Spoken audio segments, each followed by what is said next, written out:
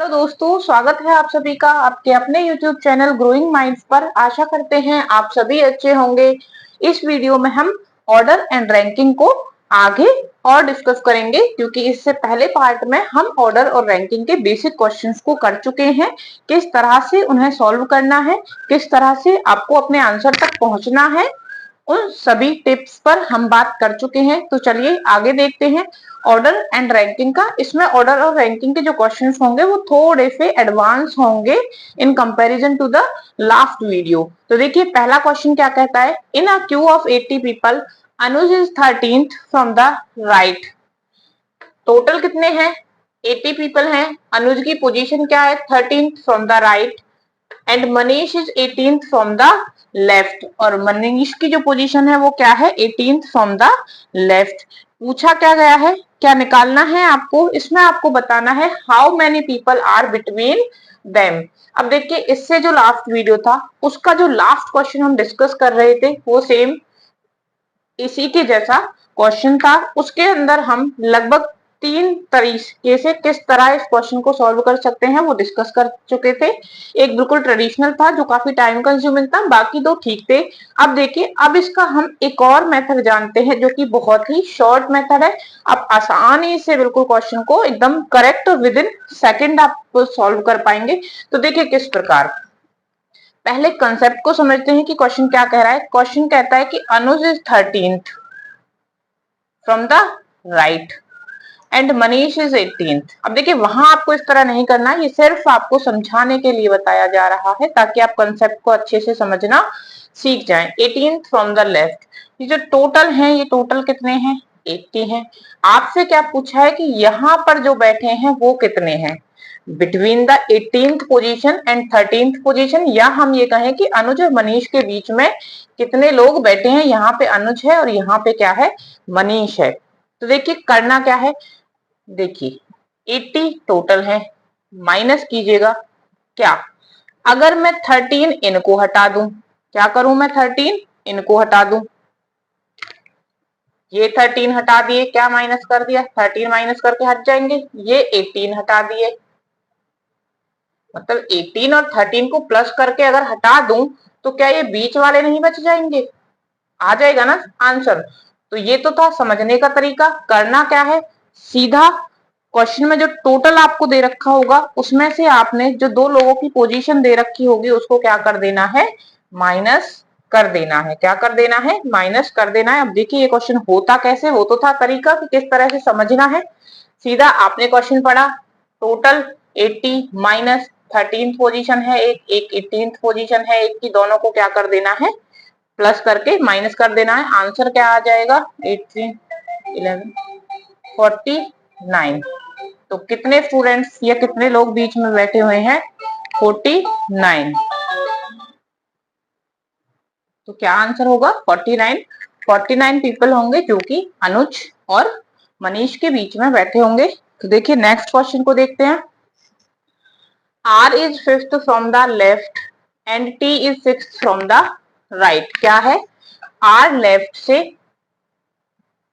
R की जो position है वो क्या दे रखी है, 5th फ्रॉम द लेफ्ट, और T की पोजीशन दे रखी है 6th from the right. Next पढ़ते हैं, when they interchange their position, when they interchange their position, S is the 13th from the left। जब ये पोजीशन को चेंज करते हैं, R की जगह पे क्या आ जाता है, T, और T की जगह पे क्या आ जाता है, R। इस तरह से जब ये पोजीशन को चेंज कर लेते हैं तो इसकी पोजीशन जो है R की वो क्या बन जाती है, 13th बन जाती है। तो ये तो है हमारा क्वेश्चन। पूछा क्या गया है, पूछा है आपसे what is T's position from the right, कि राइट से T की पोजीशन क्या होगी। ठीक है, जब R यहाँ आ गया तो T यहाँ चला गया होगा, यहाँ T आ गया, यहाँ पे R आ गया। ठीक है, देखिए किस तरह से निकालना है। अब जैसे कि लास्ट क्वेश्चन था, तो लास्ट क्वेश्चन के वो भी निकालने के क्या थे, कई सारे तरीके थे। उसी तरह से जो ऑर्डर और रैंकिंग वाली सीरीज होती है उसमें हम कई तरह से इन सवालों को क्या कर सकते हैं, सॉल्व कर सकते हैं, क्योंकि ये सिंपल लॉजिक होते हैं। बस ये है कि हमें वो मेथड, वो तरीके सीखने हैं। अब देखिए इन सवालों को, ये बहुत नॉर्मल सवाल होते हैं, कोई भी इंसान जो पढ़े लिखे इंसान नहीं है उन्हें भी अगर ये सवाल समझा दिए जाएं हिंदी में तो वो आसानी से इनको सॉल्व कर लेंगे। लेकिन क्या करेंगे, थोड़ा टाइम लेंगे, क्योंकि पूरे अपने हिसाब किताब लगाएंगे और उस तरह से करेंगे। हमने यहाँ सीखने का यही मतलब है कि हम वो तरीके सीखें जिससे कि हम जल्दी से जल्दी क्या कर सके, अपने सवाल को सॉल्व कर सकें। तो देखिए अगर आप हर किसी में अलग तरह का तरीका अप्लाई करते हैं तो वो आपको कंफ्यूजन क्रिएट करता है। तो कोशिश करनी है कि सिमिलर सी जो तरीके होंगे, सिमिलर सी जो टिप्स होंगी, उन्हीं को हम फॉलो करते चलें क्वेश्चंस में, ताकि कंफ्यूजन भी माइंड में क्रिएट ना हो। तो अब यहाँ पे देखिए किस तरह से हम कर सकते हैं। ये 13th हो गया, इसका ये मतलब है कि यहाँ पर कितने बच्चे बैठे होंगे, 12। कितने बच्चे बैठे होंगे, 12। बहुत ऑब्वियस है कि यहाँ अगर इसकी पोजीशन इधर से 13 है तो यहाँ पे कितने बच्चे बैठे होंगे, 12। ये यहाँ 13 है, किसकी पोजीशन है, 6 की है आर से, इसका मतलब यहाँ कितने बच्चे बैठे हैं, 5th। 13 के इधर कितने बैठे हैं, 5th, और इधर कितने बैठे हैं, 12। तो टोटल अगर मैं देखूं तो टोटल कितने हो गए, 18 हो गए। टोटल कितने हो गए, 18 हो गए। अब पूछे किसकी पोजीशन है कि अगर टी यहाँ आ जाए, यहाँ आ जाए मतलब इसके यहाँ कितने और बच्चे हैं, 4 हैं। तो अगर मैं इस 4 को यहाँ से घटा दूं तो क्या ये टी की पोजीशन आ जाएगी, 14th आ जाएगी ना। तो हम इस तरह से इस क्वेश्चन को क्या कर सकते हैं, सॉल्व कर सकते हैं कि पहले अपना क्या करिए, टोटल को निकाल लीजिए कि टोटल बच्चे कितने हैं। और भी तरीके होते हैं, लेकिन सबसे आसान तरीका जिसे हम जोड़ पाते हैं अपने जो हमने पहले तरीके या टिप्स पढ़ी हुई हैं उनके साथ, वो यही तरीका है। तो देखिए अभी आपने सिर्फ समझा, एक बार फिर देखते हैं कितनी जल्दी हम इसको कर सकते हैं। सीधा आपने क्या करना है, 5th पोजीशन है यहाँ से, 6th पोजीशन है किसी की यहाँ से, इन दोनों ने क्या किया, इंटरचेंज किया, तो ये 13 हो गया। इसका मतलब 12 बच्चे इधर हैं और ये यहाँ 6 था, तो है तो इस 13 के प्लेस पे ही ना, 6 के प्लेस पे ही 13 है उसकी पोजीशन, इधर से, ये इधर से थी, तो इधर कितने बच्चे हो गए, 5। जब हमने इन्हें जोड़ा 12 5 17 और एक जो ये पोजीशन है 18, टोटल बच्चे 18 हो गए। 4 यहाँ बैठे होंगे क्योंकि टी यहाँ आ गया, तो उस 4 को हमने घटा दिया, तो 14th हमारा क्या आ गया, वो नंबर आ गया, वो पोजीशन आ गई जिस पर कि टी बैठा हुआ था। तो देखिए नेक्स्ट क्वेश्चन देखते हैं कुछ। नेक्स्ट क्वेश्चन क्या कहता है, नेक्स्ट क्वेश्चन कहता है कि in a class of 35 student, in a class of 35 student, Kavita is placed 7th from the right and Sonam is placed 9th from the left. तो पहले हम अपना सीधा बना लेते हैं जो क्वेश्चन ने कहा है। There are total 35 student, total कितने हैं, 35 स्टूडेंट हैं। 7th फ्रॉम द राइट कौन है, 7th फ्रॉम द राइट क्या कौन है, कविता है, ये राइट हो गया। लेफ्ट से सोनम की पोजीशन क्या है, 9th। सोनम की पोजीशन क्या है, 9th। अब पूछा क्या है, पुनित इज, आगे क्वेश्चन में दिया है कि Punit is exactly placed between the two, इन दोनों के कहीं बीच में, ठीक है। कौन बैठा है, पुनित बैठा है। अब जो पुनित की पोजीशन है वो बिल्कुल एग्जैक्टली क्या है, बीच में है। इतने ही बच्चे यहाँ, इतने ही यहाँ, फिर यहाँ पे कौन है, पुनित है। तो देखिए कैसे निकल पाएगा, हमें टोटल पता है, इधर की पोजीशन पता है, इधर की पोजीशन पता है, दो लोगों की, बीच वाले बच्चे होंगे कितने, पहले वाले क्वेश्चन में हमने किया था ये 9 + 7 में क्या करेंगे, 35 में से माइनस कर देंगे, दोनों की पोजीशन हमारे पास क्या आ जाएगा, बीच वाले बच्चे क्या आ जाएंगे, बीच वाले बच्चे। अभी ये हमने समझा है कि टोटल में से क्या करना है, इधर वाले की पोजीशन लेफ्ट वाले की जो है वो माइनस कर दीजिए और इधर राइट वाले की जो पोजीशन है वो माइनस कर दीजिए, दोनों को माइनस करेंगे तो क्या आ गए, बीच वाले बच्चे आ गए। अब देखिए कितने बच्चे हैं बीच में, 19। 19 में से एक पे तो कौन ही बैठा है, पुनित खुद बैठा है, तो और कितने बच्चे हैं, 18। वो बराबर बराबर होंगे पुनित के दोनों साइड में, 2 से डिवाइड कर दीजिए, 9। तो 9 तो इधर बैठे हैं, यहाँ 9 बच्चे हैं और यहाँ भी क्या है, 9 बच्चे, यहाँ 9, यहाँ 9। तो अगर मैं देखूं सोनम के साइड से तो भी ये 9 तो ये, और 10th इसका खुद का स्थान हो गया। कविता के इधर से देखूं तो भी 9 तो ये बच्चे हो गए और 10th इसका खुद की पोजीशन हो गई, तो पोजीशन तो होगी 10th, तो ये ऑप्शन तो हो नहीं सकते। क्योंकि उसकी पोजीशन क्या है, 10th है। अब देखिए किससे पूछा है, कविता से पूछा है, तो कविता के वो किधर बैठा है, इधर, इट मीन्स लेफ्ट साइड। तो कौन सा आंसर हो गया हमारा, ये। अगर यही पोजीशन कविता से ना पूछकर किससे, सोनम से पूछी जाती, तो सोनम के वो देखिए, सोनम यहाँ और वो इधर बैठा है पुनित, तो फिर पुनित की पोजीशन क्या हो जाती, फ्रॉम 10th फ्रॉम राइट हो जाती। तो आई होप समझ आया होगा। इसमें दो, कहीं ना कहीं एक तरह से हमने दो क्वेश्चंस को कर लिया है एक ही क्वेश्चन में। अब देखिए नेक्स्ट क्वेश्चन को देखते हैं।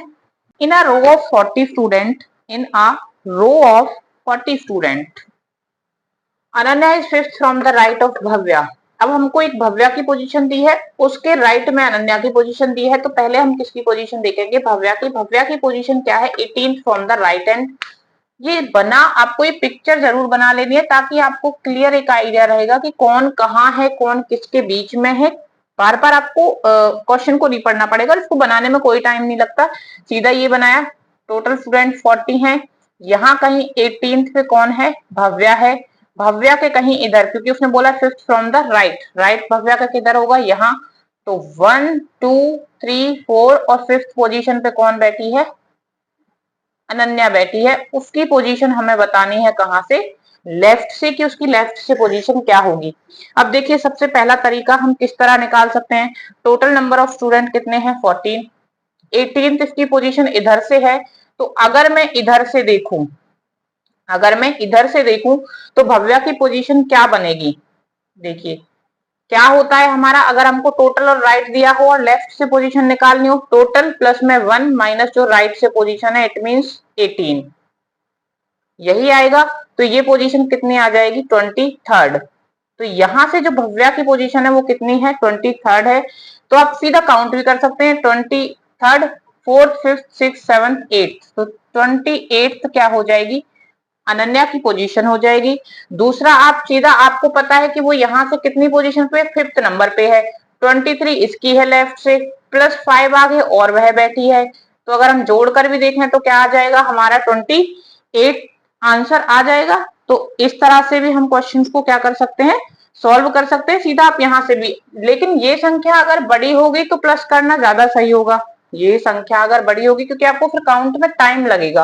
18, 23, 24, 25, 26 ऐसे करके आप जाएंगे तो उसमें टाइम लगेगा। सीधा क्या कर देना, मान लीजिए कि यहाँ ये 12 होती from the right of Bhavya, तो फिर आपको 12 काउंट करना, और इंस्टीड ऑफ काउंट करने के आपको 23 12 में प्लस करना, कौन सा आसान पड़ता, प्लस करना आसान पड़ता। 3 2 5 एंड 2 1 3, 35 इसकी क्या हो जाती, पोजीशन हो जाती। तो ये आप खुद से देखिएगा कि क्वेश्चन किस तरह का है, आप किस वे में इसको जल्दी कर सकते हैं। तो इस तरह से आप इस क्वेश्चन को सॉल्व कर सकते हैं। हालांकि ऐसा नहीं है कि सिर्फ इसी तरह से सॉल्व होगा, आप किसी तरह कोई भी जमा घटा भाग करके इन क्वेश्चंस को क्या कर सकते हैं, सॉल्व कर सकते हैं। हम वो तरीके देखते हैं जो हमारे एक तो आपस में मैच करते हैं, दूसरा जो जल्दी और हमें एक्यूरेट जवाब देते हैं, और जिन्हें हम सीख भी जल्दी सकते हैं, जिनमें कुछ बहुत ज्यादा याद नहीं रखना है आपको। आप जब 10-12 क्वेश्चन हर तरीके के प्रैक्टिस कर लेंगे तो ये चीजें आपको अपने आप ही याद हो जाएंगी। चलिए कुछ और क्वेश्चन सॉल्व करते हैं इसी तरह के। देखिए अगर हम इस क्वेश्चन की बात करें तो क्या दे रखा है, क्वेश्चन रीड करिए।